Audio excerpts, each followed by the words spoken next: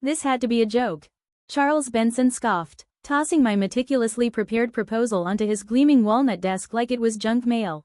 You want us to rebuild our entire platform around some flashy cloud fad? I stood motionless in the corner office of Benson Tech's Dallas headquarters, trying not to let the heat rising in my face betray how much I'd invested in this moment. Nearly a year of research, prototyping, and late nights, dismissed like a half-baked brainstorm on a whiteboard. It's not a fad, I said, opening my laptop and sliding it forward. Enterprise infrastructure is shifting, fast, if we don't evolve. Enough, Dana. He leaned back in his leather chair, radiating the kind of smug certainty only someone who hadn't updated their tech vocabulary since 2005 could manage. You're a solid developer, but this company was built on stability. Our clients don't want new, they want reliable. My name is Dana Quinn. I was 34, and I was watching my boss make the worst decision of his career, though he didn't know it yet. Google, SAP, NetSuite, they're already pivoting. I pressed on. Our clients are, too. Some have already reached out. What we need, he said, standing to end the meeting, is for you to focus on maintenance and stop chasing buzzwords. He crumpled my proposal and dropped it in the trash. This conversation never happened. Back at my desk, my hands hovered over the keyboard, not to touch legacy code, but to refine the prototype I'd been quietly building at home. Let me guess, said Lena Morales, sliding into the chair beside me. She was our UX lead and one of the few who saw the writing on the wall. He called it a trend? Worse, I sighed, a distraction. Lena leaned closer. The Becker account just took a meeting with Apex Cloud. It's starting. She was right. My idea wasn't dead. It was just shedding its skin, ready to emerge under my own name. I'd found the migration patterns during a routine audit, and it wasn't just Becker. 3 major clients were quietly shopping for cloud-native platforms. Maybe I should have waited, I muttered, tightened the model, built more proof. Or maybe, Lena said, eyes sharp, you should go somewhere your vision actually matters. The idea had already taken root. Recruiters from Horizon Cloud and SigmaCore had been pinging me, but I wasn't ready to let go of the belief that Benson Tech could still evolve. Then a notification popped up. Mandatory all-staff meeting 4 p.m. Charles never called meetings that late. Unless, Lena glanced at her screen. Q3 must have crashed harder than we thought. She was right. At 4 o'clock, we packed into the conference room. Charles stood with 2 HR reps flanking him like bookends. His tone was thick with scripted sympathy. As part of a strategic workforce recalibration, I stopped listening. I already knew. When they started reading names, mine was third. Please gather your personal belongings. HR will escort you out. I packed my things in silence, catching Charles watching from his office, expression unreadable, but satisfied. He hadn't just killed my idea, he tried to erase me with it. What he didn't know, I'd been preparing. Every version of my prototype, every line of code, every wireframe, spec sheet, and market forecast, saved off network, in my personal cloud. Lena was waiting by the elevator. This is a mistake, she said, pulling me into a hug. Maybe, I replied, a quiet smile forming. Or maybe it's the start of everything. She slipped me a card. Keep in touch, you're not finished, Dana. As dusk fell over Dallas, I sat in my car, watching the rain smear the city skyline. 3 years of work, gone. But for the first time in months, I felt something else, freedom. Then my phone buzzed. Marcus Wong, my old UT Austin roommate, now a senior partner at Crescent Ridge Capital, a fast-rising VC firm. Heard what happened? Still thinking about that cloud platform? Let's talk. I smiled. Charles had tossed my vision in the trash, but in doing so, he'd released me from the one place that never deserved it. That night, in my apartment overlooking White Rock Lake, I opened my laptop and began drafting a new pitch, not for Benson, but for the future. First line, NBU score, the next generation of enterprise cloud infrastructure. Messages poured in from former colleagues, some sympathetic, some angry. I barely read them. I was already building the platform that would make Benson obsolete. Charles had told me to stick to legacy.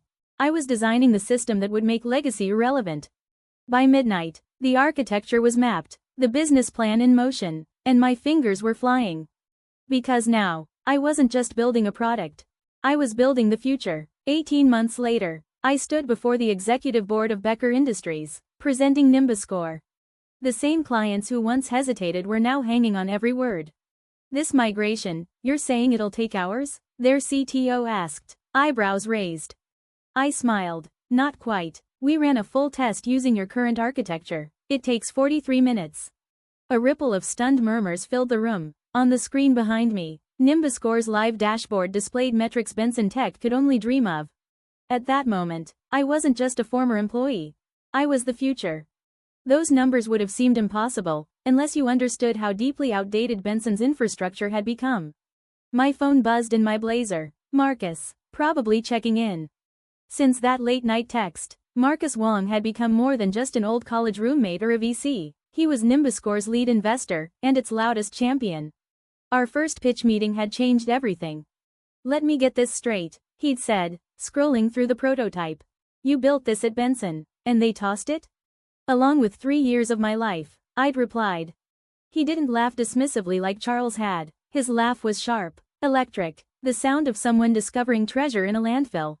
Their loss, he'd said, already dialing. Let me make some calls. Within a week, we had $5 million in seed capital. Within a month, I made my first hires, starting with Lena Morales. She quit the day she saw Nimbuscore in action. Their QA pipeline's prehistoric, she'd said, handing in her resignation. And Dana's actually building what comes next. Now, standing before Becker's board, watching their eyes light up, I was struck by the contrast. At Benson, I'd been ignored. Here, I was leading transformation. How soon can we launch? Their CEO asked. We can start tomorrow, I said. Back at our new downtown Dallas office, glass walls, open air, and momentum in every corner, Lena was waiting by my desk. Well? She asked. They're in, I said. Full migration, 3-year deal. Applause broke out across the floor. Becker was our third major client, and Benson's biggest defector yet. Oh, Lena said, pulling up her screen. Guess who just posted a cloud architect listing? I leaned in. Benson. Bit late, I said. Especially since we already hired the top 3 in the region. Another buzz. Benson Tech stock down 40% after Q3 miss. Mina, one of our DevOps leads, snorted. Should we send Charles a thank you card? Maybe, I said, after 2 more client wins. Just then, our office manager appeared at the door. Dana, someone's here, says he's from Benson's board. Lena and I exchanged a glance. Send him in, I said. Edward Lang entered like a man out of place, his crisp gray suit stiff against our modern, sunlit office. He didn't sit. Ms. Quinn, he began, tone clipped. I'll be direct. The board has been following Nimbuscore's growth with concern. I raised an eyebrow. Concern, or regret? He cleared his throat. We believe there may be opportunities, collaboration, possibly a merger. I let the silence stretch, enjoying the symmetry. Does Charles know you're here? Mr. Benson is not currently part of this outreach. I turned my monitor so he could see the dashboard. 47% of Benson's former clients, now ours. We're projecting 80% by next year. Why would we merge? Resources, scale, legacy market presence. Legacy is exactly the problem, I said. Benson is chained to it. Nimbuscore was built to break it. He tried again. At least consider. I did. 2 years ago, in Charles's office. He threw it in the trash. His expression didn't change, but I could feel the door closing. Here's my counter, I added. Charles Benson makes a public statement. He admits he was wrong. Then we'll talk, collaboration, not merger. Edward paused, then nodded, slowly, and left without another word. Lena poked her head in. Let me guess, merger pitch? First of many, I said. They're just now realizing what they lost. What he lost, she corrected. My phone buzzed again. Martinez Group CEO. I smiled. Time to take another call. Contract signed. When can your team get started? I smiled, feeling the weight of the moment. Tell everyone to gear up. It's time. Lena chuckled. Oh, and maybe send Charles a fruit basket. He deserves credit for throwing out the best idea he ever had. Later that night, as I stayed late cross-checking rollout schedules, an email popped up in my inbox. The sender? Charles Benson. Dana. We need to talk. What would it take to end this? I began typing a reply, paused, deleted it, then rewrote. It was never about ending anything, Charles. It was about creating something better, something you were too scared to imagine. Thanks for the push though. Sometimes, the best ideas come from what you toss away. I hit send and dove back into my work. There were platforms to scale, teams to lead, and an industry begging for disruption. Charles had inadvertently taught me this. Rejection doesn't mean failure, it's just innovation's way of steering you forward. Exactly 2 years after Charles crumpled my proposal and tossed it in his wastebasket, I stood on stage at the Global Enterprise Tech Forum in San Francisco, ready to deliver the keynote. The irony wasn't lost on me. Benson hadn't even qualified to attend this summit. Now, I was here, representing the very vision he once dismissed. In the front row, Marcus smiled proudly. Beside him, Lena and our founding team beamed with pride. In the back, trying to fade into the shadows, sat Charles Benson, looking far less confident than in his prime. Ladies and gentlemen, I began, voice steady and clear. 2 years ago, I was told cloud integration was just a passing phase, that enterprise clients would never abandon legacy systems. Today, I'm here to prove that was dead wrong. The screens behind me lit up with numbers.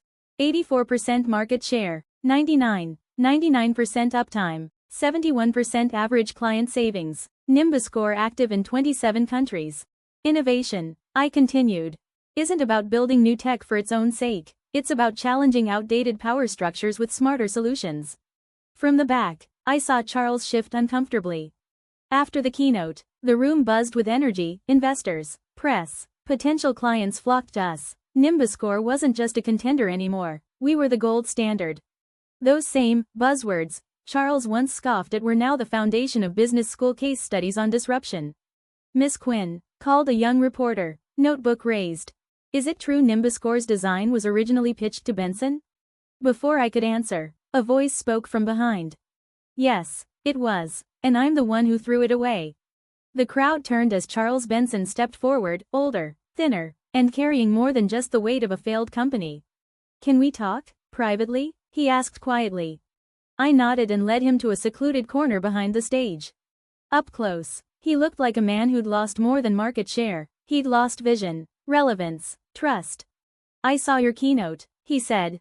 Those figures, they're incredible. They're what I tried to show you 2 years ago, I said. All of it was in your hands. He sighed deeply. I know the board's replacing me. Benson Tech is dying. The market evolved, I replied. You didn't. I made the wrong call, he admitted. I thought I knew what our clients wanted. I was wrong. I studied him. This was the apology I'd long expected, but now it felt less like validation and more like closure. So, what do you want? He handed me a folder, paper, old-fashioned. A proposal. Not a buyout, not a merger. A partnership. Let Benson Tech become an official Nimbus score implementation partner, he said. We understand the pain points legacy clients face. Let us help companies make the leap I refused to take. I looked him in the eye. The arrogance was gone, replaced by something quieter, humility, maybe even growth. Give me one reason, I said. That's not about saving Benson Tech. He took a breath. Because I was wrong, not just about the software, but about you. Maybe helping others avoid my mistakes is the only way to make this right. I pulled out my phone and sent a quick message to Lena. Remember that implementation partner program? It's time. Turning back to Charles, I said. I'll have our team review the proposal, but know this isn't about Benson Tech, it's about the clients who deserve better. He nodded. Thank you, Dana, just for considering it. Don't thank me yet, I warned. You'll start from scratch, no handouts, no favors. Earn every client's trust like we did. As Charles walked away, Lena appeared beside me, arms crossed. You're seriously considering this? Why not? I smiled. Sometimes the best revenge isn't crushing your competition, it's making them work for you. The following month passed in a whirlwind. We launched Nimbus Score's implementation partner program, quietly listing Benson Tech as our very first official partner. Most people missed the irony. Charles formally stepped down as CEO, taking a backseat role to lead Benson's new cloud migration team, now operating under our guidelines. The tech press couldn't get enough of the turnaround story. From industry titan to trusted partner, Benson Tech's unexpected reinvention. But the real change didn't make headlines. It happened in the quiet moments. One evening, I found Charles alone at a workbench in our DevOps area, carefully flipping through Nimbus Score's documentation. Your architecture, he said, looking up. It's brilliant. You had it all in front of you, I said gently. You just didn't believe. He nodded slowly. The hardest part wasn't losing the battle. It was watching you win, knowing I could have been part of building this, not blocking it. I shrugged. Maybe some things just need to be built outside the old walls, beyond the limits. 6 months later, I stood in my office overlooking the Dallas skyline. On my desk, a framed article, From Rejection to Revolution, How Nimbuscore Changed Enterprise Tech. My phone buzzed. A message from Lena. You need to see this. Benson Tech just finished their 100th Nimbuscore migration. They're actually getting good. I smiled and glanced at the old Trome wastebasket sitting nearby. Yes, that wastebasket. A quiet reminder of where it all began. Then another message came in, from Charles. Martinez Group is referring us to their partners. Never thought I'd be thankful for being proven wrong. I typed back. Innovation means being willing to change. Better late than never. I turned to the glowing dashboard on my wall, numbers updating in real time, clients migrated, systems modernized, legacy dismantled. But the real victory wasn't in the metrics. It wasn't even in hearing Charles admit he'd been wrong. It was in proving that good ideas always find a way forward, even when others try to bury them. As I packed up to leave, my eyes caught the inscription etched across our lobby wall in brushed steel. Innovation doesn't ask permission. Beneath it, in smaller letters, March 8, 2023, proposal rejected at Benson Tech, not failure, a beginning. I'd learned that success isn't about revenge. It's about vision, resilience, the courage to build anyway. And sometimes, the very people who doubted you, they end up helping you lead the future. That's the true victory. If you've ever had your ideas dismissed or your voice overlooked, leave a comment below. You're not alone, and your future might be bolder than you ever imagined.